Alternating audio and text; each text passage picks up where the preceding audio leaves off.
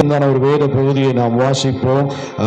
2 கொரிந்தியர் 4ஆம் அதிகாரம் 14வது வசனத்திலே இப்படியாய் சொல்லப்பட்டிருக்கிற ஒரு சம்பவம். அப்போஸ்தலனாகிய பவுல் 2 கொரிந்தியருக்கு அவன் அங்கே சுட்டி காட்டும் பொழுது 2 கொரிந்தியர் 4ஆம் அதிகாரம் 14வது வசனம் இப்படியா சொல்லுது, கர்த்தராகிய இயேசுவை எழுப்பினவர்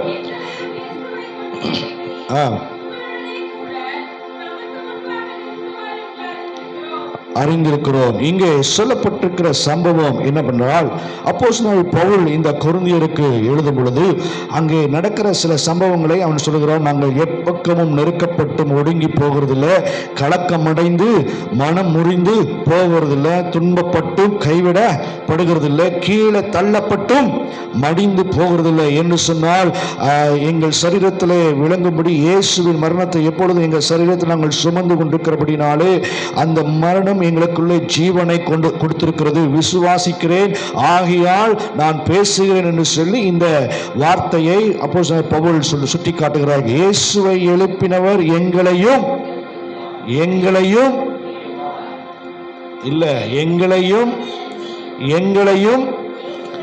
இயேசுவை கொண்டு, அதுதான் முக்கியம். இன்னைக்கு அதுதான் முக்கியம். இன்னைக்கு பல பேர் பலருடைய பேரை சொல்லிட்டு என்ன பண்ணிட்டு இருக்காங்க, ஆமா எலும்புன்றாங்க. அதல்ல, அங்க என்னன்னா நம்மை எழும்ப செய்கிறவர் ஒரே ஒருவர் தான், அவர் தான் இயேசுவானவர். அவர் இந்த பூமியிலே 2000 ஆண்டுகளுக்கு முன்பதாக மரணத்தை சந்தித்தார். மரணம் அவருடைய வாழ்க்கையை முடிக்கல, சாப்டர் முடிக்கல, அவருடைய சரித்திரத்தை முடிக்கல, கல்லறை முடக்கி போடல, ராஜாவுடைய சட்டம் அந்த உயிர் தெழுதலை அடக்க முடியல, இன்னும் போர்ச்சேவனுடைய அங்க பாதுகாப்பு அந்த உயிர் தெழுதலை அடக்க முடியல, இன்னும் பலவிதமான சதி திட்டங்கள், பெரிய பெரிய கல்லு போட்டு அதை முடக்கி வச்சாலும் அவருடைய உயிர் தெழுதலை அடக்கி வைக்க முடியல. அவர் சொன்னபடி உயிர் தெழுந்தார். ஹல்லேலூயா! அவர் சொன்னபடி உயிர் தெழுந்தார் என்கிற வார்த்தை நமக்குள்ளே வருவதாக இங்க சொல்லும் பொழுது இயேசுவை கொண்டு நம்மை எழுப்புவார். இந்த 4வது மாதத்துல கர்த்தர் நமக்கு கொடுக்கிற ஒரு வார்த்தை அதுதான், நான் உங்களை எழும்ப பண்ணுவேன். ஆமே, பல காரியங்கள் நம்மளை போட்டு முடக்கி இருக்கலாம், பல காரியங்கள் நம்மளை போட்டு அடக்கி இருக்கலாம், பல காரியங்கள் நம்மளை அடிமைத்தனத்தை படுத்திருக்கலாம், பல காரியங்கள் நம்மளை சோர்வடைய செய்திருக்கலாம், நம்மளை விசுவாசத்தை முடக்கி போட்டிருக்கலாம், நம்முடைய பலத்தை குன்றி போட்டிருக்கலாம், நம்முடைய பலவீனத்தை நசுக்கி போட்டிருக்கலாம், நமக்குள்ள இருக்கிற பொருளாதாரத்தை வீழ்த்தி இருக்கலாம். ஆனா எதுவா இருந்தாலும் உயிரோடு எழுந்த இயேசுவானவர் அவர் எப்படி எழும்பினாரோ அதே போல இன்றைக்கு அவரை விசுவாசிக்கிற சபையை, அவரை விசுவாசிக்கிற ஒவ்வொருவரையும் அவர் எழும்ப பண்ணுகிற தெய்வமாக இருக்கிறார். ஹல்லேலூயா! ஹல்லேலூயா! எனக்காய் ஜீவன் விட்டவர் என்னோடு,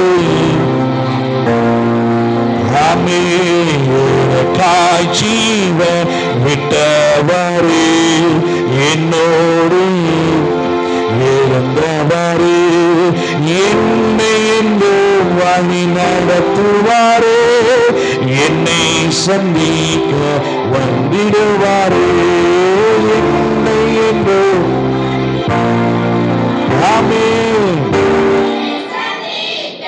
வந்திடுவாரே. இயேசு போதுமே போதுமே, இயேசு போதுமே போதுமே, இந்த நாளிலுமே என்னிலுமே எந்த வாழ்விலே இயேசு போதுமே, இந்த நாளிலுமே எந்த வாழ்விலே இயேசு போதுமே. பிசாசின் சோதனை பெருகிட்டாலும் சொல்லி போகாமல் செல்லவே, பிசாசின் சோதனை பெருகிட்டாலும் சொல்லி போகாமல் உலகமும் மாமிசமும் மயக்கிட்டாலும் மயங்கிடாமல் நேரவே, உலகமும்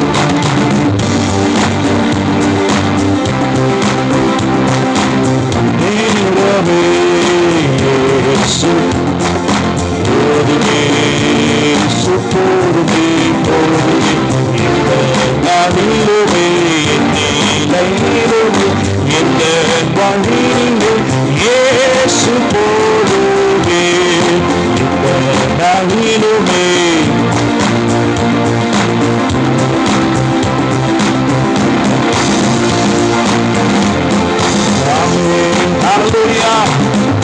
நம்ம எழும்பச் செய்கிற தெய்வம். ஆமென். அவர் அவர் அவர் இதை செய்யலைன்னா நாம் இந்த வார்த்தையை நமக்கு சொல்லியிருக்க மாட்டார். அவர் என்னன்னா, அவர் சொல்லுகிறதை என்ன பண்றாராம், அவர் சொன்னார்னா நிச்சயமா அதை செய்து முடிக்காம போகிறதே. ஆமா, அவர் எதை செய்கிறாரோ அதைத்தான் என்ன பண்ணுவாரா, சொல்லுவார். எதை சொல்றாரோ அதை என்ன பண்ணுவாரா, செய்வார். பக்கத்துல பார்த்து சொல்லுங்க, நீங்களே ஆராதிக்க வந்திருக்கிற இயேசு எதை சொல்றாரோ அதை செய்வார். எதை செய்யணுமோ அதை தான் சொல்லுவார்.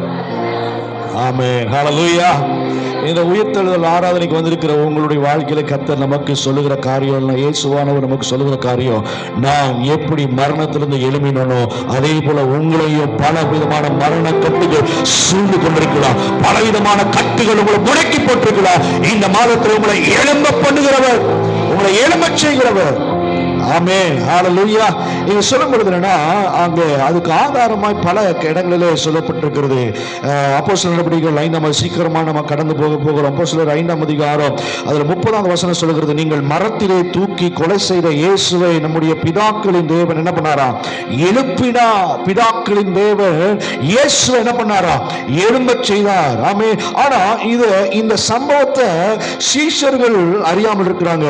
இத வாக்குத்தத்தமாக இல்லைன்னா ஏற்கனவே ஆல்ரெடி இயேசுவானவர் இந்த சீஷர்களுக்கு உரைத்திருக்கிறார். ஆனால் அந்த ஜனங்கள் புரிந்து கொள்ளாமல் இருக்க. லூக்கா எழுதின சுவிசேஷம் 24 அதிகாரத்தில் அவர்கள் வந்து பார்க்கிறாங்க. பார்க்கும் பொழுது அவர் அங்கே இல்லை. அவர் என்ன பண்ணாரா, உயிர்த்தெழுந்தார். அங்கே சொல்லும் 6வது வசனம் 7வது வசனம் சொல்கிறது, மனுஷகுமாரன் பாவிகளான மனுஷர் கையிலே ஒப்புக் கொடுக்கப்படவும் சிலுவையிலே அறையப்படவும் 3ஆம் நாளில் எழுந்திருக்க வேண்டும் என்பதாக உங்களுக்கு சொன்னதை என்ன பண்ணுங்களா, நினைவு கூறுங்கள். அவர் பிதாக்களின் தேவன் அவரை எழும்ப பண்ணுவார். பாருங்க, இன்னொரு பக்கம் சொல்லுகிறது அப்போஸ்தலர் 2ஆம் அதிகாரம் 24வது வசனம் என்ன சொல்லுகிறதுனா, அப்போஸ்தலர் 2ஆம் அதிகாரம் பாருங்க. இப்போ இங்க என்ன சொல்லுதுன்னா, மரண உபாதிகளின் அப்படின்னு என்ன சொல்லலாம், புரியுற பாஷைனா பிரச்சனை, அப்புறம் உபாதி, வேதனை, வலி, துன்பம், உபாதி, இன்னும் நெருக்கம். நம்ம டிக்ஷனரிலாம் தேடணும்னு அவசியம் இல்லை. நம்ம அனுபவிக்கிறதில் ஃபேஸ் பண்றது சொன்னாவே என்னதான், ஆமாம் அதுதான். என்னென்னலாம் நம்ம பிரச்சனையை ஃபேஸ் பண்ணுறது, தூஷணம், ஏளனம், துன்பம், துயரம், பாடு, இதெல்லாம் உபாதி தான். இதெல்லாம் நமக்கு எதிராய் வருகிற சதி திட்டங்கள். உபாதினா நம்மளை டிஸ்டர்ப் பண்ணுற, நம்மளுடைய நார்மல் லைஃபை டிஸ்டர்ப் பண்ணுற காரியம் தான் என்னது, உபாதியங்கள். சொல்கிறாங்க இல்லையா, அந்த சரீரத்தில் உபாதினாலே அவர்களுக்கு என்னது, லூஸ் மோஷனோ ஏதோ ஒன்று சொல்கிறாங்க. இல்லைன்னா சில இடங்கள்லாம் மரணமே அடைஞ்சிருக்கிறாங்க. அது பேப்பரில் நியூஸ் பேப்பர்லாம் பண்ணுவாங்க, அந்த சாப்பிட்ட சாப்பாடு என்னது, ஃபுட் பாய்சன், அப்படி பாய்சனாக மாறுறதுனால அவங்க மரணத்துக்கு நேராக. இப்போது நம்முடைய வாழ்க்கையில் பலவிதமான எதிரான உபாதியங்கள் பாய்சன் போல எதிரடியான நார்மலாக செயல்படக்கூடிய காரியங்கள் எதிரடியாக செயல்படும் பொழுது அது நம்மளை போட்டு அமிழ்த்துகிறது, ஆழ்த்துகிறது, அதை முடக்கி போடுகிறது. ஆனாலும் அப்படிப்பட்ட சூழ்நிலை இருக்கிற நம்மையும் இந்த 4வது மாதத்தில் எழுப்ப அவர் சுத்தம் கொள்ளுகிறவராக இருக்கிறார். ஹல்லேலூயா. அவர் மரணத்தினால் கட்டப்பட்டிருக்க கூடாதுதான் இருந்தது. அதே 31வது வசனத்தில் பார்க்கிறோம். 2ஆம் அதிகாரம் 31 தான் நினைக்கிறேன், 32. இந்த இயேசுவை தேவன் எழுப்பினார், இதற்கு நாங்கள் எல்லாரும் என்னதான் இருக்கிறோம், சாட்சியனாக இருக்கிறோம். பாருங்க, இப்போ இயேசுனுடைய மரணத்தை குறித்து, இயேசுனுடைய உயிர்த்தெழுதலை குறித்து, இயேசுனுடைய எழுப்புதலை குறித்து, எழும்பி அவர் ஜீவிக்கிறத குறித்து இங்கே பல வசனங்கள் சொல்லுது. ஏன் அவர் எதற்காக எழும்பணும், எதற்காக மரணத்தை விட்டு அவர் மீண்டும் 3ஆம் நாள் எழும்பணும், ஏன் ஆண்டவர் இந்த இயேசுவை கொண்டு நம்மளையும் எழும்ப செய்யணும், அப்ப நம்மளை எழும்ப செய்யணும். இது ஆவிக்குரிய காரியங்களை பார்க்கும் பொழுது அவர் எப்படி இந்த மரணத்திலிருந்து அவர் 3ஆம் நாள் உயிரோடு எழும்பினாரோ, அதே போல கிறிஸ்துவுக்குள்ளே வாழ்கிறவர்கள், கிறிஸ்துவுக்குள்ளே ஜீவிக்கிறவர்கள், கிறிஸ்துவுக்குள்ளே நம்பிக்கையா இருக்கிறவர்கள், உலக ஆசைகள், உலகத்தினுடைய காரியங்கள், உலக பாவங்கள் எல்லாம் வெறுத்து ஒதுக்கி தள்ளி தேவனே போதும், இயேசு போதும் என்று சொல்லி அர்ப்பணிக்கிற ஒவ்வொருவரையும் கடைசி நாட்களிலே அவர் வானத்திலே தோன்றும் பொழுது, அவர் பிரதான தூதரோடு வரும் பொழுது, எக்கான சத்தம் தொனிக்கும் பொழுது, கிறிஸ்துவுக்குள்ள மரித்தவர்கள் முதலாவது என்ன பண்ணுவாங்களா, எழும்புவார்கள். அதுதான் நம்பிக்கை, அதான் பிரமாணம், அதான் சட்டம். ஏனென்று சொன்னால் முதலாவதாக எழும்பினவர் இயேசுவானவர் நமக்கு ஒரு அடையாளமா இருக்கிறார், நமக்கு ஒரு சாட்சியா இருக்கிறார், நமக்கு ஒரு நம்பிக்கைக்குரிய பாத்திரமா இருக்கிறார். அவர் எழும்பினது போல கிறிஸ்துவுக்குள்ளே வாழ்ந்து, கிறிஸ்துவுக்குள்ளே ஜீவித்து, கிறிஸ்துவுக்குள்ளே மரித்திருக்கிற ஒவ்வொருவரையும் அவர் எழும்ப பண்ணுவார். பின்பு உயிரோடு இருக்கிற ஒவ்வொருவரையும் அவர் மறுரூபமாக்கப்படுவார்கள். மறுபடியும் அவர் நம்மளை எழும்ப பண்ணுவார். இது ஆவிக்குரிய ஒரு சத்தியமாய், அதாவது வேத பிரமாணம் இந்த வசனத்தின்படி அது உரைக்கிறதா இருக்கு. அவர் எப்படி மரணத்தை வென்று அவர் எழுப்பினாரோ அதே போல இயேசுக்குள்ளாய் வாழ்ந்து மரிக்கிறவர்களை ஆண்டவர் கடைசி நாளை எழுப்புவார் அப்படிங்கிறது. ஆனா இப்போ இருக்கிற சூழ்நிலை, இந்த கான்டெம்பரரி அப்படின்லாம் சொல்லுவோம், இந்த சூழ்நிலைக்கு ஏற்றது எப்படி நம்ம எடுத்துக்கொள்ளணும்னா, முடக்கப்பட்டிருக்கிற இல்ல அடக்கம் பண்ணப்பட்டிருக்கிற எல்லாம் வச்சு அடைச்சி வச்சிருக்கிற, இன்னும் நம்மளை போட்டு நெருக்கிற, இழந்து போயிருக்கிற, தோல்வி அடைந்திருக்கிற காரியத்தில் நம்ம பல உபத்திரங்களை உபாதைகளை எதிர்கொண்டிருக்கலாம். அப்படிப்பட்ட சூழ்நிலை இருக்கிற உங்களை என்னையும் அவர் எழும்ப பண்ணுகிற தெய்வமா இருக்கிறார். நீ இதற்காக அழைக்கப்படல, இதற்காக நீ வேறு குறிக்கப்படல, இதற்காக நீ தேர்ந்தெடுக்கப்பட்டல, இதற்காக நான் என்னுடைய ஜீவனை உனக்கு கொடுக்கல, இதற்காக நான் ரத்தம் சிந்தல, இதற்காக நான் பிதாவினுடைய வலது பாசத்தில் அமர்ந்து நான் பரிந்து பேசல. நீ முடக்கப்பட்டவன் அல்ல, நீ சோர்ந்து போனவன் அல்ல, நீ எழும்ப வேண்டும், நீ எழும்ப வேண்டும், நீ பறக்க வேண்டும், நீ உயர எழும்ப வேண்டும். அதான் தேவனுடைய நோக்கம். ஆமென். இப்பொழுது இருப்பதை பார்க்கிறோம் 1000 மடங்கு ஆண்டவர் அவர் பிரதிபலிக்க உள்ள தேவனாக இருக்கிறார். ஆமென். கடந்த நாட்களில் அருமையான மோகன் பிரதர் சொன்னார், பிசாசு பல வகையில் அவன் திட்டம் போடலாம், அவனுடைய செயலை செய்வான், ஆனா என் இயேசு எல்லாவற்றையும் மேற்கொள்ள அவர் பலன் தருவார். நேற்று தினத்தில் சிஸ்டர் பியூரோட்ட பேசும்பொழுது எப்படின்னு எனக்கு தெரியல, நான் வருவனாங்கிறது தெரியல. நான் சொன்னேன், ஆராதனைக்கு வாங்க, கர்த்தர் நிச்சயமா உங்களை பலப்படுத்துவா. பாருங்க, கட்டு போட்டிருக்காங்க, மாவு கட்டு தான் போட்டிருக்காங்க, ஆனாலும் இன்னைக்கு வந்து அமர்ந்து கர்த்தரை ஆராதிக்க கர்த்தர் கிருபை பாராட்டி இருக்கிறார். ஆனாலும் நல்ல கரங்களை தட்டி பிசாசு தொற்று போனார். அவன் நினைச்சா கட்டை போட்டு உட்கார வச்சிடலாம், கட்டை போட்டு இப்பதான் ரிலீஃப் ஆகி கொஞ்சம் அப்படியே தேர்ந்துட்டு வர்றப்போ ஒரு பிரச்சனை கொடுத்து மறுபடியும் போட்டு அமிழ்த்து போட்டுடலாம் அப்படின்னு நினைச்சா, ஆனா அதையும் மேற்கொண்டு ஜெயம் எடுக்க கர்த்தர் உங்களை எழும்ப செய்கிறவர். ஆமென். ஹல்லேலூயா. பிசாசின் சோதனைகளை நிர்மூலமாக்கக்கூடிய சர்வ வல்லமையுள்ள தேவன் நம்மளோடு கூட இருக்கிறார். அப்போ எதற்காக ஆண்டவர் நம்மளை இந்த 4வது மாதத்தில் எழும்ப செய்கிறார்? இயேசுவை கொண்டு எழும்புவோம் என்ற வாக்கு தத்தத்தை ஏன் ஆண்டவர் நமக்கு கொடுக்கணும்? அப்போஸ்தலர் 3ஆம் அதிகாரம் 26வது வசனத்தில் அங்க பார்த்தீங்கன்னா, அப்போஸ்தலர் 3:26, எல்லாரையும் பொல்லாங்கிலிருந்து விலக்கி உங்களை ஆசீர்வதிக்கும்படி எழுப்பி அவரை அனுப்பினார். ஹல்லேலூயா. எதற்காக இயேசுவானவர் எழுப்பினார் என்றால், இன்றைக்கு பொல்லாத கட்டிலை கட்டப்பட்டிருக்கிற உங்களை என்னையும், இன்னும் பலவிதமான பிரச்சனையில முடங்கி இருக்கிற உங்களை என்னையும் ஆசீர்வதிக்க கூடாது, ஆசீர்வாதத்தை பெற்றுக்கொள்ளாதபடிக்கு இருக்கிற பலவிதமான தடைகளையும் நிர்மூலமாக்கி நம்மை ஆசீர்வதிக்கும்படியாகவே அவர் எழுப்பினார். நீங்கள் நானும் அந்த ஆசீர்வாதத்தை பெற்றுக்கொள்ளும்படியாக ஆண்டவர் நம்மளை எழும்பச் செய்கிறார். ஆமென். நம்மை ஆசீர்வதிக்கும்படியாகவே அவர் எழும்பினவர். இன்றைக்கும் உங்களையும் ஆண்டவர் அந்த ஆசீர்வாதத்தை சுதந்திரிக்கணும். அந்த ஆசீர்வாதத்தை பெற்றுக்கொள்வதற்கு கர்த்தர் கர்த்தர் உங்களை எழும்பச் செய்கிறார். உட்கார்ந்த இடத்துல அல்ல. பாருங்க, அன்றைக்கு ஆபிரகாம் நடந்து திரிந்த எல்லா இடத்தையும் ஆண்டவர் என்ன பண்ணாராம்? ஆண்டவர் அங்க சொன்ன காரியம், ஆபிரகாமுக்கு வாக்கு கொடுத்தார், எவ்விடத்தையும் நீ கால் மிதிக்கும் தேசத்தை எல்லாம் என்ன பண்ணுவேனா உனக்கு தருவேன். ஆபிரகாம் ஒருவன் மாத்திரம் இருக்கிறான். ஆனா அந்த ஒருவனுக்கு ஆண்டவர் சொன்ன ஒரு வாக்குத்தத்தம், நான் உன்னை பலுகி பெருக பண்ண போகிறேன். இன்றைக்கு கர்த்தர் உங்களுக்கு எனக்கு கொடுக்கிற ஒரு ஆசீர்வாதம் தான். அவர் எழும்புனதின் நோக்கம் என்ன தெரியுமா? பிசாசு நம்மளை சாபத்திற்குரியதோ இல்லைன்னா நஷ்டத்திற்குரியதோ இல்ல கஷ்டத்துக்குரியதோ கடன் பிரச்சனையோ இன்னும் இல்லாமையோ தரித்திரத்தையோ கொடுப்பதற்கு அவன் எத்தனை மணி கொண்டிருக்கலாம். ஆனா உயிரோடு எழும்பின இயேசுவானவர் உங்களுக்கு எனக்கு ஒரு பெரிய திட்டம் வச்சிருக்கிறார். நீ ஆசீர்வதிக்கப்பட்டவர், நீ ஆசீர்வதிக்கப்பட்டவர் தேவனால். அதுதான் முக்கியம் இல்லையா? ஆசீர்வாதம் பல வகையில் வரும். ஆனா சொல்லுகிறது, கர்த்தர் கொடுக்கிற ஐஸ்வர்யத்தோட அதை ஃபில் பண்ணுங்க. என்னது? வேதனையே கூட்ட. நமக்கு ஏதோ ஒரு ஆசீர்வாதம் வருதா, அதுல ஏதாவது பின்னாடியே பிரச்சனை வந்துச்சுன்னா இது யார் கொடுத்ததல்ல, யோசிக்கணும். பொருட்கள் வருகிறது. அதனாலதான் யாக்கோபுல சொல்லப்பட்டிருக்கிறது, நன்மையான எந்த ஈவும் பூர்ணமான எந்த வரமும் பரலோகத்தில் இருக்கிற ஜோதியின் பிதாவின் இடத்துல என்ன பண்ணுகிறதா வருகிறது. அதுல யாதொரு மாறுதலும் இல்லை, அதுல யாதொரு வேற்றுமை இல்லை. அப்ப பரலோகத்திலிருந்து வருகிற நன்மை ஒருபோதும் தீங்கை கொண்டு வராது. பரலோகத்திலிருந்து வருகிற ஆசீர்வாதம் நன்மைக்கு எதுவாய் முடிய பண்ணும்.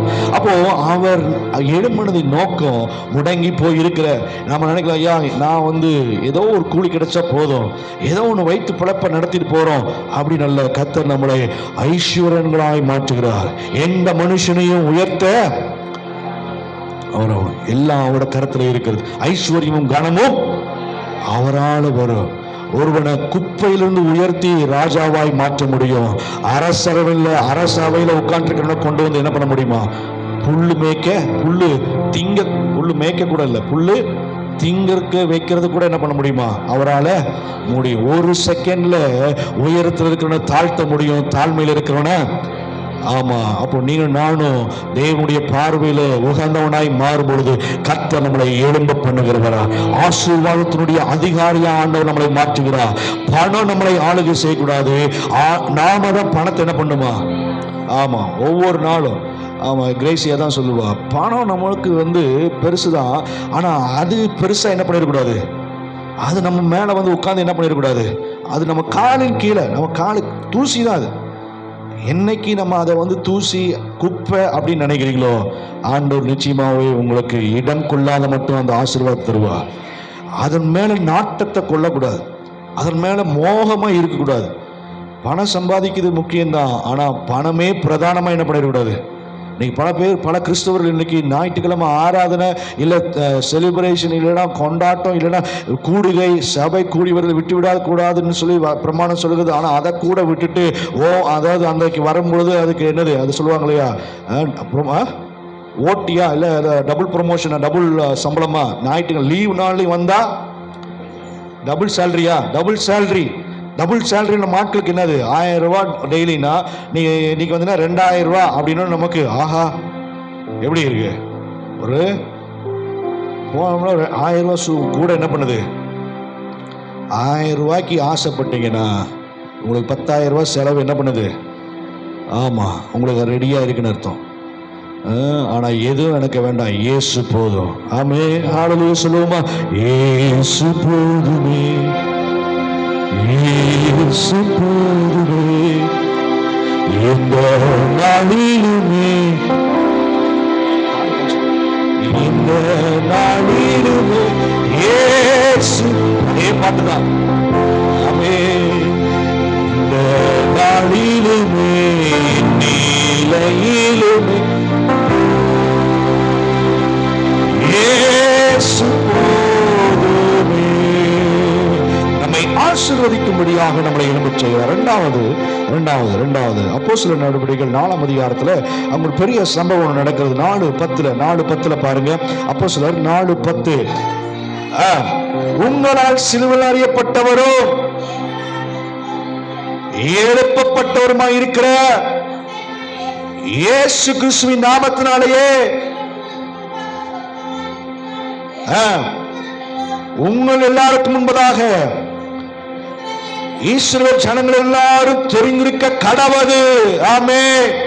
என்ன சம்பவம்? 40 ஆண்டு முடங்கி போயிருக்கிறான், நடக்க முடியாது. ஒருவருடைய சப்போர்ட்னாலதான் தூக்கிட்டு வரணும். ஆனா எங்கதான் வரான்? வாரந்தோறும் எங்க வந்து உட்கார்றோம்?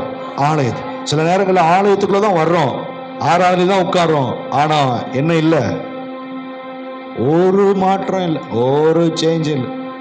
அவங்க சொல்றாங்க, நான் எப்பவுமே மாற மாட்டேங்க, நான் நேற்றும் இன்றும் நாளையும் நான் மாறாதவன். என் சுவாபம், என் கோபம். என்ன சிரிக்கிறீங்க? நான் எப்பவுமே மாற மாட்டேன், அது எனக்குள்ளேயே இருக்கிறது, அது ஒரு நாள் மாறாது அப்படிங்கிறது போல இருக்கிறோம். இவன் 40 வருஷம் வந்து தேவாலயத்தில் உட்காரான், எத்தனை பிரசங்கத்தை கேட்பான், விசேஷ பிரசங்கியர்லாம் வராங்க பாருங்க. அப்போ அன்றைக்கு தேவனால் வல்லமையா எழுதப்பட்ட பிரசங்கியாரும் உள்ள வர்றாங்க. அது மாதிரி அங்க ஆலயத்துக்குள்ள பிரசங்கியார் வருவாங்க, வார்த்தையை சொல்லுவாங்க, ஆழமான சத்தியத்தெல்லாம் சொல்லுவாங்க. இதெல்லாம் அவன் கேட்டுட்டு தான் இருப்பான். ஆனா அவனுக்குள்ள பெரிய நோக்கம் என்ன தெரியுமா? வருவாங்க, ஒருத்தரையும் என்ன பண்ணிடக்கூடாது. ஹலோ, அவன் பாருங்க ஐக்கியத்தை பலப்படுத்திருக்கிறான். நம்ம ஆட்கள் ஒரு 50 பேர், ஒரு 60 பேர், மீறி போனா 70 பேர். அந்த 70 பேரும் யார் வரா யார் போறானே என்ன பண்ண மாட்டேங்குது. ஒருத்தருக்கு ஒருத்தர் கரம் பிடிச்சு, எப்படி இருக்கீங்க, நல்லா இருக்கீங்களா, எப்படி போச்சு இந்த வாரம், வர வாரம் சூப்பரா இருக்கும் அப்படின்னு எத்தனை வாரம் நம்ம பேசிருக்கிறோம். இந்த பக்கம் பார்த்தா அந்த பக்கம் மூஞ்ச சுளுக்கு பிடிச்சிட போகுது. ஆமா, மூஞ்ச திருப்பிட்டு என்ன பண்றது? ஆமா, சிலிப்பிட்டு போறதா? சபை எதுக்குன்னா ஒருவருக்கு ஒரு ஐக்கியத்தை என்ன பண்ணுமா, வளப்படுத்தணும். அவங்க அதனாலதான் அங்க பவுல் சொல்லப்படுது என்னன்னா, ஒருவன் வியாதிப்பட்டிருந்தால் நல்ல என்னது பிரியாணி செஞ்சு சாப்பிட்டு, வேணும் இது வேணும் இதுக்கு மேல வேணும், நல்ல ஆண்ண என்ன ஆட்டம் போட்ட ஆட்டம் வேணும். சும்மாவா வரும் பலவீனம், சும்மாவா வரும் கஷ்டம் அப்படின்னு பேசுறதுக்கு என்ன பண்ணக்கூடாது.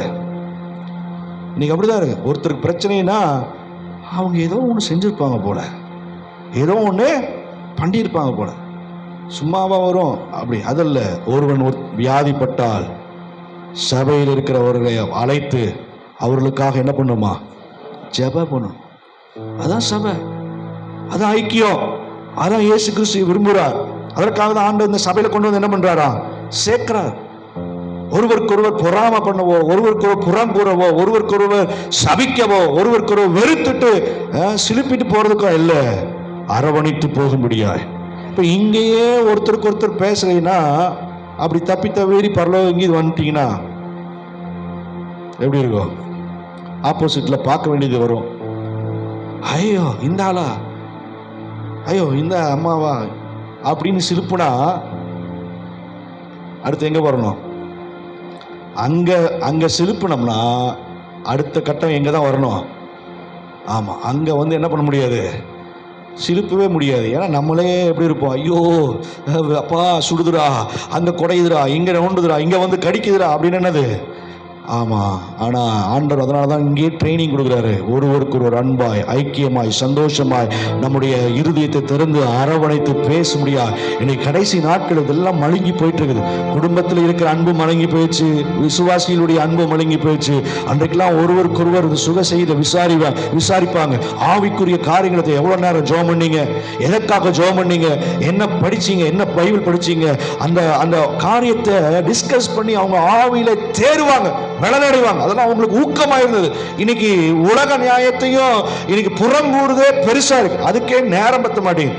ஐயோ இவ்வளவு நேரம் ஆயிடுச்சா, நான் போய் சோறு செய்யணும், நாளைக்கு தொடரலாம், தொடருன்ட்டு போறோம்.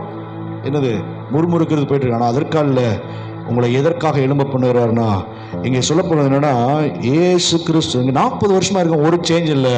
ஆனால் இங்கே இயேசுவை அவன் காட்டும் பொழுது அவன் எழும்புகிறான். முடியாததை முடிய பண்ண முடியும் ஆண்டவர் இந்த நாளில் நம்மளை செய்ய வல்லவராக இருக்கிறார். ஹல்லேலூயா. பாருங்க, பல காரியங்கள் பல வருஷங்கள் முடியாத காரியமாக இருக்கலாம். ஆனால் இந்த 4வது மாதத்தில் வந்திருக்கிற நீங்கள் நானும் இயேசு எப்படி எழும்பினாரோ அதே போல ஆண்டவர் உங்களை எழுப்ப வல்லவராக இருக்கிறார். சாத்தியமாவதை சாத்தியப்படுத்துகிறவர், முடியாதை முடிய பண்ணுகிறவர், நடக்காதை நடக்க பண்ணுகிறவர். நீங்க வெற்றி சிறக்கிறவளாய் மாற போகிறீங்க. இந்த முடவனை ஆண்டவர் எழும்ப பண்ணினது போல இன்றைக்கும் கர்த்தர் இன்னைக்கு பல காரியங்கள் முடங்கி இருக்கிறவங்க, குடும்ப உறவுகள், குடும்ப காரியங்கள், பொருளாதார காரியங்கள், இன்னும் சமாதான காரியங்கள், சந்தோஷங்கள் எதுவாயிருந்தாலும் ஆண்டவர் எழும்ப செய்கிறவர். அவன் பாருங்க, அந்த அற்புதத்தை பெற்றதுக்கு அப்புறம் அவன் சும்மா இருக்கல. அவன் என்ன பண்ணானா? எழுந்தான், குதித்தான், நடந்தான், ஓடினான், மறுபடியும் என்ன பண்ணானா? கர்த்தரை மகிமைப்படுத்தினான். இன்றைக்கும் கர்த்தர் தான் எதிர்பார்க்கிறார். இன்னைக்கு உங்க ஒவ்வொருவரையும் அவர் சாத்தியமில்லாதை சாத்தியப்படுத்த அவர் போதுமானவராக இருக்கிறார். ஹல்லேலூயா. சுலோமஹாமே கிரகிக்க முடியா காரியம் செய்வி சர்வஞானியே, கிரகிக்க முடியா சர்வஞானியே, என் தேவன் எனக்காய் ஏதாகிலும் செய்திடுவா, என்றாகிலும் என்னை மறந்தது உண்டா? என் தேவன் எனக்காய் ஒவ்வொன்றை செய்ய அவர் ஆயத்தமாய் இருக்கிறார். முடியாததை முடிய பண்ணுகிறவர். ஆமென். கிரகிக்க முடியா காரியம் செய்வி சர்வஞானியே, கிரகிக்க முடியா காரியம் செய்வி. அவர் எழும்பினதை நம்மை எழும்ப பண்ணுவதற்காக எல்லாவற்றிலும் அவர் எழும்ப செய்கிறவர். முடியாதது ஒன்றுமில்லை. அவருடைய கை குறுகி போகவில்லை. அவர் சொன்னதை நிச்சயமாய் நம்முடைய வாழ்க்கையை செய்ய போதுமானவராக இருக்கிறார். ஒன்றும் உங்களை சேதப்படுத்த முடியாது, ஒன்றும் உங்களை முடக்கி போடாது. ஆண்டவர் உங்களை எழும்ப பண்ணுகிறார். ரோமருக்கு நிருபம் 8ஆம் அதிகாரம் 11வது வசனம். ரோமருக்கு 8:11. அன்றியும் இயேசுவை மரித்தோரிலிருந்து எழுப்பினருடைய ஆவி உங்களில் இருந்தால் கிறிஸ்துவை மரித்தோரிலிருந்து எழுப்பினவர் உங்களில் வாசமாய் இருக்கிற தம்முடைய ஆவினாலே சாவுக்கு ஏதுவான உங்க சரீரங்களை உயிர்ப்பிக்க வல்லவராய் இருக்கிறார். ஆமென். ஒரு பலவீனமும் ஒரு வியாதியும் நம்மளை அணுக முடியாது. உங்களை குறித்து ஏற்கனவே ஆராதனை சொன்ன உங்களை குறிச்சுதான திட்டம் நிறைவேறுகிற வரை ஒவ்வொருவருக்கும் ஒரு பிளான் ஆண்டவர் போட்டிருக்கிறார். ஒவ்வொருவருக்கும் ஆண்டவர் ப்ளூ பிரிண்ட்டை கொடுத்துருக்கிறார். ப்ளூ பிரிண்ட்டுக்கும் பொழுது இது மாதிரி ஒரு புஸ்தகம் இருக்கு பாருங்க. இந்த பில்டிங்க்கு ஒரு ப்ளூ பிரிண்ட் இருக்கு. ஆமா, உங்க வீட்டுக்கு ஒரு ப்ளூ பிரிண்ட் இருக்கு. ஒரு திட்டம் அதே போறாங்கன்னா அதுக்கு ஒரு ப்ளூ பிரிண்ட் இருக்கு. அதே போல பரலோகத்துல நான் உங்களை குறிச்சுதான ஒரு ப்ளூ பிரிண்ட் இருக்கு. அந்த ப்ளூ பிரிண்ட்ல என்னென்ன திட்டம் போட்டிருப்பாரு, இந்த வருஷம் இதெல்லாம் செய்யணும், அடுத்த வருஷம் என்னெல்லாம் செய்யணும். அப்ப நம்மளை குறிச்சு என்ன திட்டம் போட்டிருக்கிறாரோ, நம்மளை குறிச்சு என்ன தரிசனம் வச்சிருக்கிறாரோ, நம்மளை குறிச்சு என்ன செய்யணும்னு வச்சிருக்கிறாரோ, வீட்டுக்கோ சமுதாயத்திற்கோ சபைக்கோ என்ன செய்யணும்னு வச்சிருக்கிறாரோ அதை செய்து முடிக்கிற வரைக்கும் உங்களை ஒன்றும் நெருங்க முடியாது. எத்தனை பேர் அதை ஆமைங்கிறீங்க? நீங்க நினைக்கலாம், ஐயோ புல்லாப்பு வருகிறது. கொரோனா பார்த்தீங்கன்னா என்னது 2 டைம் வந்துட்டு போயிடுச்சு இல்லையா? பாருங்க, அதுலையெல்லாம் நம்மளை தப்பு வச்சு, அதுலாம் நம்மளை விடுவிச்சு. சாதாரண ஒரு மழையில் நனைஞ்சா ஜலதோஷம் பிடிக்கும், காய்ச்சல் வந்து நமக்கு அஃபெக்ட் ஆகிற இந்த வீக்கான பாடியில் பெரிய கொள்ளை நோய், உலகமே பயந்து போன கொள்ளை நோயிலிருந்து ஆண்டவனை தப்பிச்சு இருக்கிறாருன்னா அப்போ நீங்கள் நான் எவ்வளவோ விசேஷித்தவர்கள். எத்தனை பேர் அதை நம்புறீங்க? அப்போ இந்த மாதத்தில் உங்களை எழும்ப செய்ய போகிறார். இதற்கான சாவுக்கேதுவான ஒன்றும் உங்க சரீரத்தை எத்தனை பேர் சொல்ல முடியும்? தலையில கை வச்சு சொல்லுங்க, ஆண்டவரே, உச்சம் தலையிலிருந்து உள்ளங்கால் வரையும் என்னில் ஒரு பழுது வராதபடிக்கு, ஒரு தீங்கும் என்னை நெருங்காதபடிக்கு, ஒரு அனுமுறை சேதமும் என்னை அணுகாதபடிக்கு உங்களுடைய கரத்துல நான் ஒப்பு கொடுக்கிறேன். நான் உம்முடைய ரத்தத்தினாலே கழுவப்பட்டு, நான் உம்முடைய ரத்தத்தினாலே மீட்கெடுக்கப்பட்டு இந்த பூமிக்கு நான் சாட்சியாய் நான் வாழ ஆண்டவரே அப்பா, இந்த சாவுக்கு ஏதுவான ஆண்டவரே சரீரங்களை உம்முடைய கரத்துல நான் ஒப்பு கொடுக்கிறேன். கிறிஸ்துவானவர் மரித்தெழுந்து எழும்பினது போல ஆண்டவரே உம்மிடத்திருக்கிற அந்த ஆவி எங்க சரீரத்துக்குள்ள வருவதாக எல்லா கரங்களை தட்டி ஆமே. ஓ, நம்முடைய பலத்தினால் அல்ல, நம்முடைய பராக்கிரமத்தினால் அல்ல, தேவ ஆவியினால எல்லாம் ஆகும். நானும் எழும்ப முடியும் பரிசுத்த ஆவியானுடைய பலத்தினாலே. ஹல்லேலூயா. பாருங்க, முடங்கினவங்க தான், அங்க முடங்கி போயிருந்தவங்க தான். அந்த திட்டம் எல்லாம் இயேசுவானவர் அவங்களை குறிச்சு ஒரு பெரிய திட்டம் வச்சிருந்தாரு. நீங்க போங்க, நான் செய்கிறது போல நீ செய்ய. ஆனா அவங்களுக்குள்ள முடியல. அவங்களுக்குள்ள ஒரு பெரிய கலக்கம், அவங்களுக்குள்ள அந்த தரிசனத்தை, எதிர்காலத்தை அவங்க தான் ஃபேஸ் பண்ண முடியல. அப்படியே முடங்கி இருக்கிறாங்க, பயந்து இருக்கிறாங்க, கலங்கி இருக்கிறாங்க, அந்த தரிசனத்தை இழந்து போய் இருக்கிறாங்க. இயேசு சொல்றாரு, இல்லப்பா. அங்க அப்போஸ்தலர் 1ஆம் அதிகாரத்தில் பார்த்தீங்கன்னா அவர் வந்து சந்திச்சு அவரோடு சம்பாஷிக்கிறாராம், அவரோடு பேசுகிறாராம், அவரோடு வெளிப்படுத்துகிறாராம். நான் உயிரோடு தான் இருக்கிறேன், நான் இன்றைக்கு உன்னோடு தான் வாசம் பண்ண போகிறேன் அப்படின்னு சொல்லி அங்க 40 நாள் அவங்களோட என்ன பண்ணிட்டு இருக்கிறாரு, அப்படியே நிரூபிச்சுட்டு இருக்கிறார். கடைசியில அவர்கள் மேலே ஊதுறாரு. ஊதும் பொழுது பரிசுத்த ஆவியானுடைய வல்லமை அவங்களுக்குள்ள என்ன வருது. மறுபடியும் அவங்க கூடி ஒரு இடத்துல ஜெபம் பண்ணும் பொழுது அவர்கள் என்ன பண்ண, பரிசுத்த ஆவியானவர் அவர்கள் மேல ஊற்றப்பட்டு அவர்கள் என்ன பண்றாங்களா, பரிசுத்த ஆவியானவர் இடத்துல வரும் பொழுது நீங்கள் பலன் அடைவீர்கள்.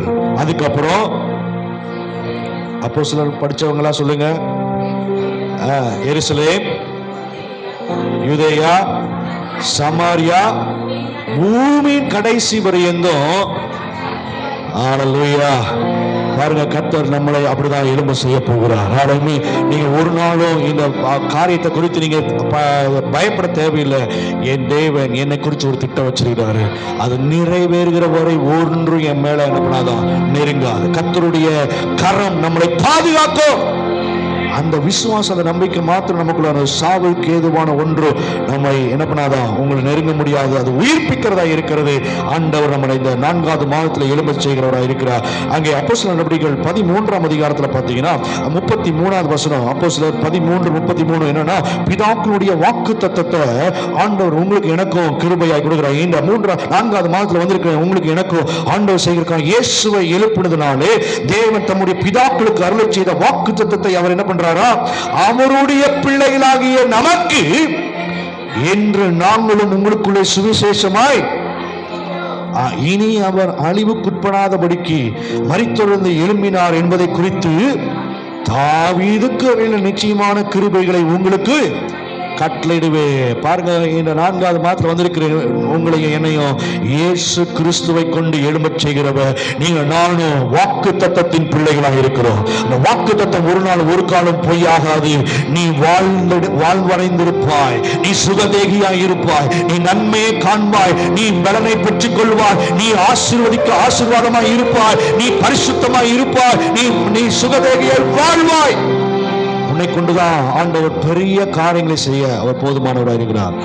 பாருங்க, இப்போ ஒரு மனுஷன், ஒரு வாலிபன், யோசுவா மாதிரி இருக்கிற ஒரு வாலிபன், அதே போல டேவிட் மாதிரி இருக்கிற ஒரு வாலிபன், அவங்க தான் 2 பேர் பிளான் போட்டுட்டு இருக்கிறாங்க.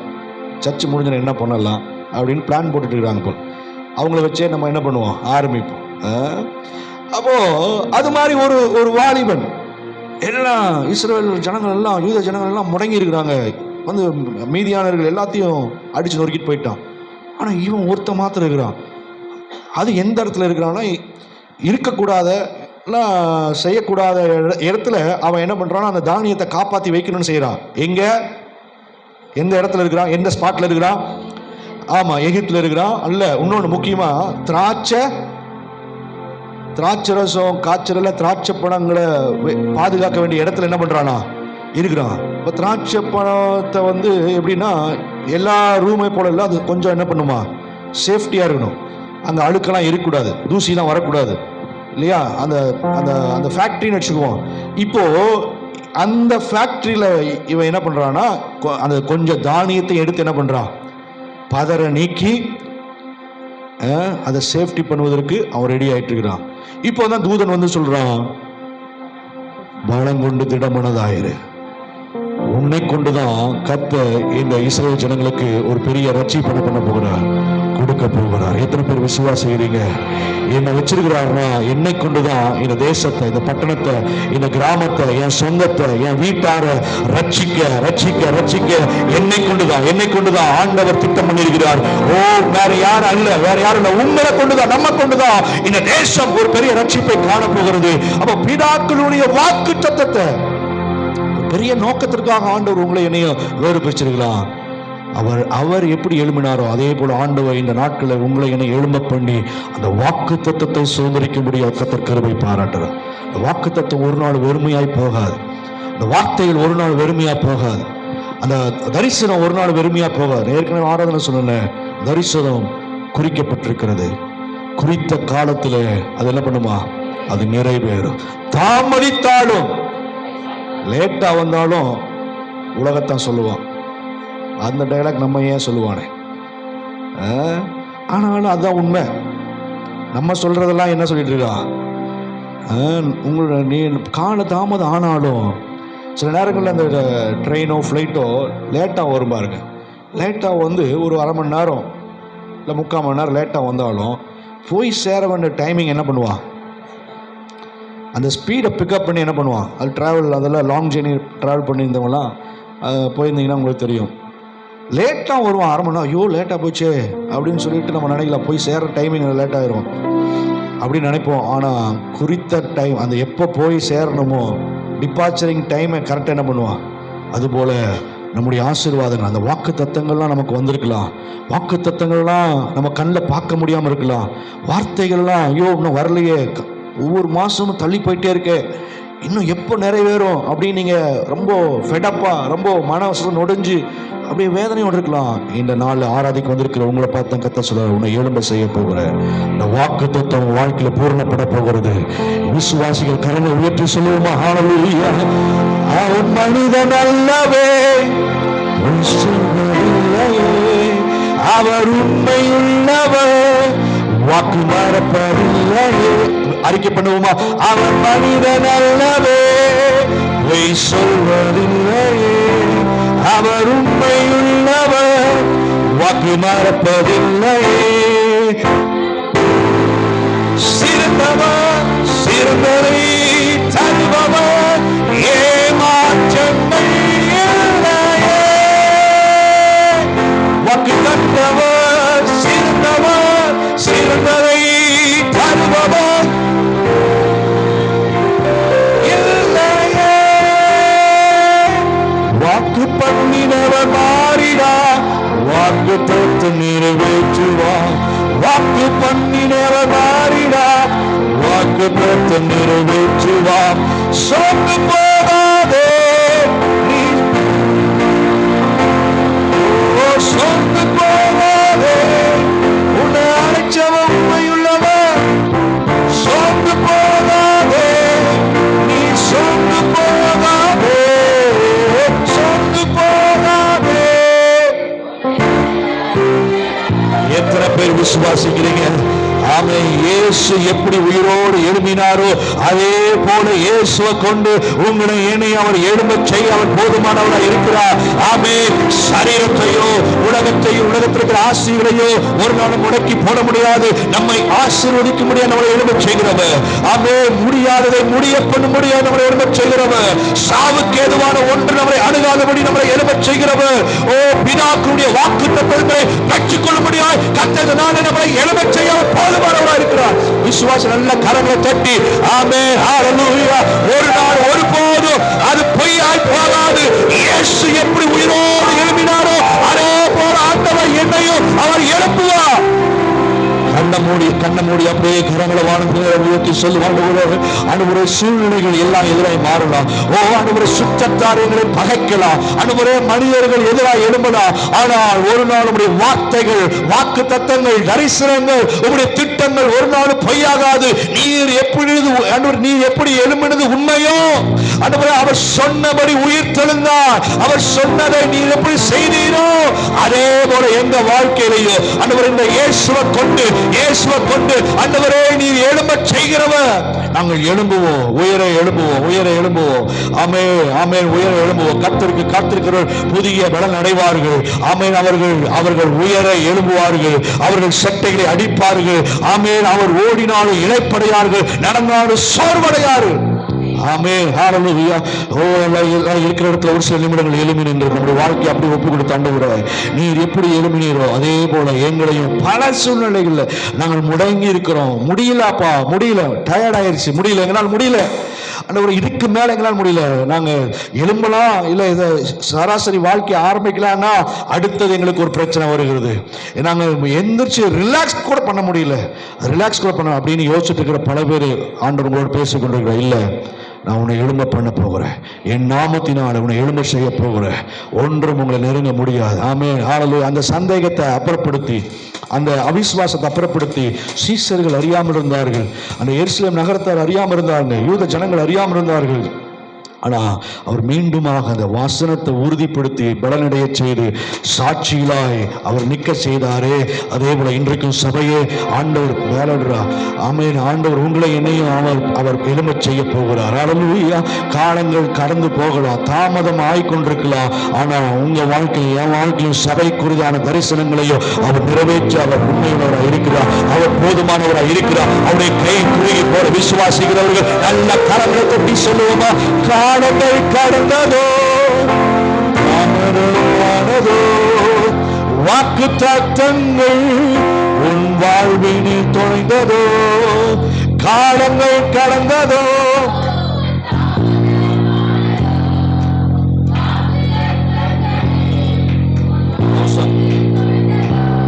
வாக்கு தந்தவர் சிறந்தவர், சிறந்ததை தருபவர், ஏமாற்றம் இல்லையே. வாக்கு தந்தவர் முழு பலத்தோடு ஒரு நம்பிக்கையோடு என் இயேசு எழும்ப செய்வார், என்னை எழும்ப பண்ணுவார். ஆமென். ரபாலா ஷபரபரப. வாக்கு தந்தவர் சிறந்தவர், சிறந்ததை தருபவர், ஏமாற்றங்கள் இல்லையே. வாக்கு தந்தவர் சிறந்தவர், சிறந்ததை தருபவர்.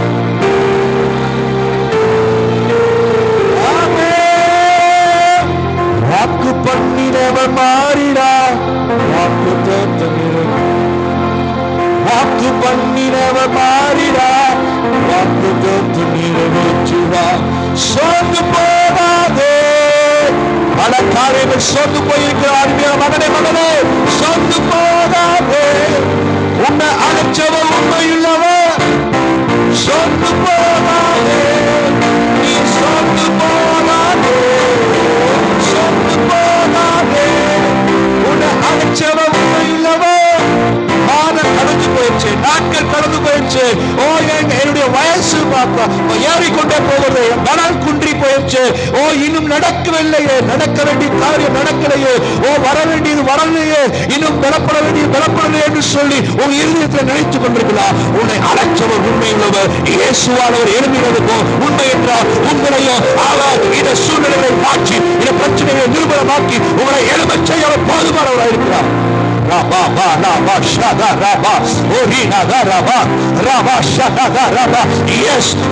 சோர்ந்து போகாதீங்க, சோர்ந்து போகாதீங்க. ஒரு திட நம்பிக்கையோடு, விசுவாசத்தோடு, நம்பிக்கையோடு செய்க.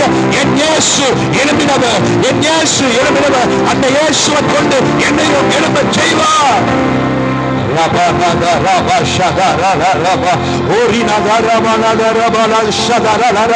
உங்க விசுவாசம் பெருகட்டும், உங்க விசுவாசம் பெருகட்டும். அவரால் கூடாத காரியம் ஒன்றுமில்லை, அவரால் செய்யக்கூடாத காரியம் ஒன்றுமில்லை. அவருடைய கரம் குறுகி போகவில்லை. அவர் சொல்லியும் செய்யாதிருக்கிற தெய்வம் அல்ல, அவர் சொன்னதை நிறைவேற்றுகிற தெய்வம். மனசு திறந்து ஒரு சிறந்ததை கொடுப்பதற்காக, ஒரு பெஸ்ட் கொடுப்பதற்காக தான் ஆண்டவர் காலதாமதங்கள் கொண்டிருக்கிறார். ஒரு சிறந்தது உங்களை தேடி வந்து கொண்டிருக்கிறது. தி பெஸ்ட் உங்களை தேடி வந்திருக்கிறது. ஓ, மற்றவர்களுக்கு போற ஏதோ ஒண்ணு அல்ல, ஏதோ இருக்கிறதுல ஒண்ணு அல்ல. உங்க உங்களுக்கு ஒரு பெஸ்ட் ஆண்டவர் வச்சிருக்கிறார். உங்களுக்கு ஒரு பெஸ்ட் வச்சிருக்கிறாரு. ஆமே, அது ஏற்ற நேரத்தில் வரும் பொழுது ஒரு சிறப்பான ஒரு பந்தியை உங்க தலையில ஆயத்தப்படுகிறார். ஹல்லேலூயா. நீங்க நினைக்கலாம் ஏதோ இருக்கிறது வரட்டும், கழிச்சது வரட்டும், பல மிஸ் ஆனது வரட்டும், இல்லைன்னா எல்லாரும் ஒதுக்கினது எல்லாரும் வேண்டான்னு கழிச்சது எனக்கு வரட்டும் அப்படின்னு நீங்க நினைக்கலாம். ஏதோ நம்ம இருக்கிறது அப்படியே அனுபவிச்சுட்டு போயிடலாம். கொஞ்சம் பலன், கொஞ்சம் பலன், கொஞ்சம் சக்தி, கொஞ்சம் வருமானம், அதல்ல என் தேவன் எழும்ப பண்ண போகிறவர். இதற்குனா சிறந்ததை எத்தனை பேரை விசுவாசிக்கிறீங்க? அப்படியே ஆவிக்குரிய கண்களை பார்க்க போறீங்க. ஆமென். ஒரு சிறந்ததை வச்சிருக்கிறார். ஹல்லேலூயா. உங்களுடைய தோழரை பார்க்கிறோம், உங்களுடைய சொந்தங்களை பார்க்கிறோம், உங்களுடைய நண்பர்களை பார்க்கிறோம், உங்கள் உற்றார்களை பார்க்கிறோம், உங்களுடைய பழகினர்களை பார்க்கிறோம். உங்களுக்கு ஒன்ற சிறப்பான ஆனந்த தைலத்தினால உங்களை அபிஷேகம் பண்ணுகிறவர். ஓ ஹல்லேலூயா. உங்க தோழரை பார்க்கிறோம், உங்களை ஆனந்த தைலத்தினால் அபிஷேகம் பண்ண அவர் ஆயத்தமா இருக்கிறார்.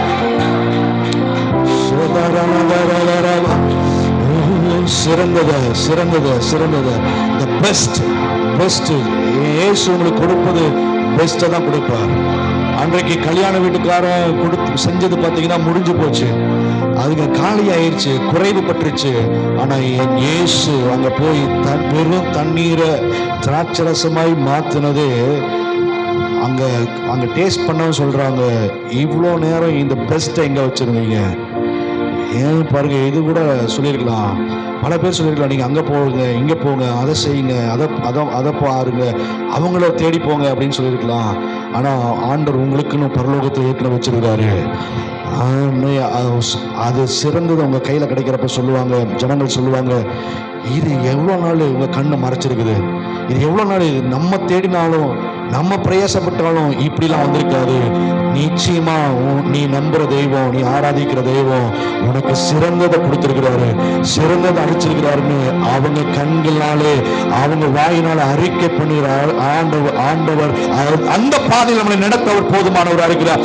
விசுவாசிகள் சொல்லுவாண்டவர், எனக்கு சிறந்ததை கொடுக்க ஆண்டவரே, என்னை அர்ப்பணிக்கிற ஆண்டவரே என்று சொல்லி கரங்களை வானத்தினரை உயர்த்தி சொல்லுவான். ஓ ஹல்லேலூயா. ஆண்டவரே, நீ சிறந்ததை தருகிறவர், நீ சிறந்ததை தருகிறவர். வாக்கு தந்தவர் சிறந்ததை தருகிறவர், ஏமாற்றங்கள் இல்லையே. வாக்கு தந்தவர் சிறந்ததை தருபவர்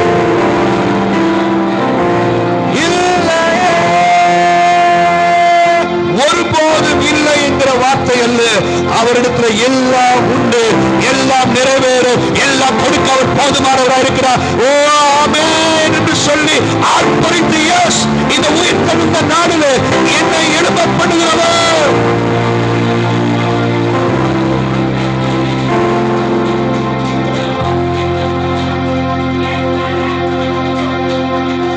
சர்வவல்ல தேவனை நாங்கள் துதிக்கிறோம். எங்கள் மத்தியிலே நீர் எழும்பி எங்கள் நடுவுலை வாசம் பண்ணுகிறதுக்கான நன்றி. நாங்கள் பல சூழ்நிலை முடக்கப்பட்ட நிலைமையில ஆகாது, முடியாது, வாய்ப்பில்லை, சாத்தியம் இல்லை, பல தடைகள், பல சத்துருக்களுடைய சூழ்ச்சிகள் எங்களை முடக்கி போட்டிருக்கலாம். ஆனால் நீர் எப்படி மரணத்தை வென்று எழும்பினரோ அதே போல எங்க சூழ்நிலைகளையும் மாற்றி எங்களை எழும்ப பண்ண போதுமானவராக இருக்கிறீர். உம்மை கொண்டு நாங்கள் எழும்ப எங்களை பலப்படுத்த நாங்கள் அர்ப்பணிக்கிறோம். இந்த 4வது மாதம் ஒவ்வொரு நாளும் இந்த வார்த்தைகள், இந்த வாக்கு தத்தங்கள் எங்கள் வாழ்க்கையிலே ஆம் என்றும் ஆமேன் என்றும் நடக்க நாங்கள் அர்ப்பணிக்கிறோம். அந்த ஒவ்வொரு தெய்வ பிள்ளைகளுடைய கருத்தில் கொடுக்கிறோம். விசேஷமாக இந்த நாளில் நீர் கொடுத்த ஆசீர்வாதத்தில் இருந்து ஒரு பங்கை உமக்கு நாங்கள் படைக்க அர்ப்பணிக்கிறோம்.